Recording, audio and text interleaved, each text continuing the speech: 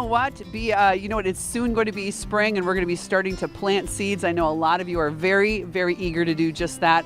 We're going to talk about some easy flowers you can grow and grow with care. But right now, we're talking edibles, and we're actually at the horticulture booth, and we have Stephanie Hansen joining us. How are you? Hi, it's good to see you. You're a member of the Horticulture Society. I am. And when they asked me to be here to talk about edible flowers and edible plants, I was like, hooray, yes, I'm doing it. I love it. So we're going to start out with this. I know that our good friend Laura Betker and yourself grow bee lawns, and bee lawns are becoming so much more popular, but they have them for sale here.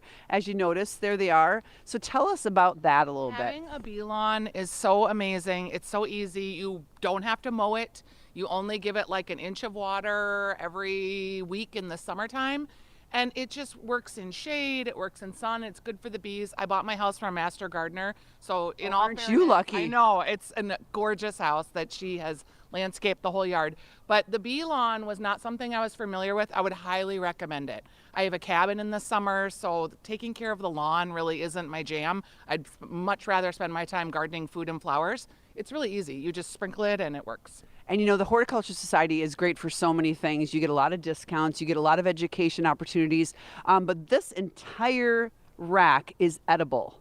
There are so many edible plants out here. And if you think about it, like if you're going to have a pot, why wouldn't you have one that's edible? You've got the kales, the spinaches, all of your herbs are edible, but people don't know that like chrysanthemums are edible, zinnias, which are really pretty easy to grow flowers, nasturtiums, which can be like trailing, and they're just little seeds that you can pop into your existing planters. So when you're making like a pretty edible salad, you just go out there and grab it and pop off a little flower. Flowers make everything look elevated and prettier and like you had intention behind it and you tried. So true. Look at these dahlias. We know there's a huge dahlia society here in Minnesota, and you can just go ahead and pick those up here. That's so cool. Let's go on this side. So we've got ornamental onion. We've got astilbe, spirea, All of those lilies. too are like they're the size of dinner plates. I know, they're amazing, right? So beautiful. Here so we've got gorgeous. some wonderful people absolutely love, of course, the hostas. Minnesota, so many different types of hostas grow here. Here is one of my favorite things. Okay, what is this? Because this looks like it's not going to be something you're going to be eating. It's actually asparagus. No. And I have this exact kind. It grows really well.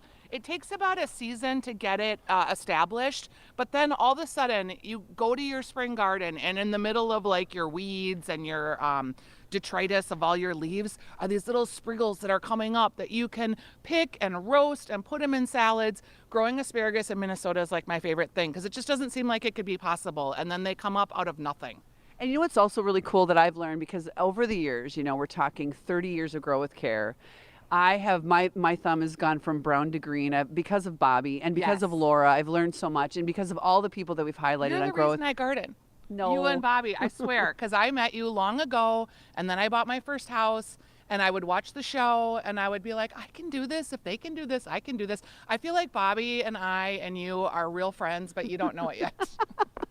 You know what? And that's so fun. He is down in Florida. He's going to join us again next week. We love the fact that he's still, of course, helping us even on vacation. But, he and I talked about how cool it is that you grow garlic in Minnesota, putting it in the fall and having it in the spring. Absolutely. And don't forget to use the green sprigs that come out of the garlic and make garlic scape pesto. Oh, my goodness. It is so delicious. That's the reason I actually grow garlic, is the bulbs are great, but I really want the green scapes because you get them seasonally. You have like 3 weeks out of the year where you can harvest them. They make the best pesto in the world. And a garlic scape pizza, if you have like an outdoor pizza oven, is the best. I agree with you. Yeah, and I absolutely had that for the first time last year, and I was freaking out. Okay, and there is a local person that makes it. You can find it at the co-ops. It's like Edible Songs. That we is love also local that you can buy it. We could talk forever. They're cutting us could. off. We They're could. cutting us off. They're cutting us off. Thank you for being here Yeah, today. thanks for having me. And you're going to be here today as well. I am. We're going to speak at 1 o'clock on the main stage, me and Ryan McEnany, about edible containers. All right, so come and watch her. And right now we'll toss it back to Chris. I think you guys inspired a new segment on these garlic scapes. I'm interested. I'm intrigued. I always use the bulbs. Anyway, hey.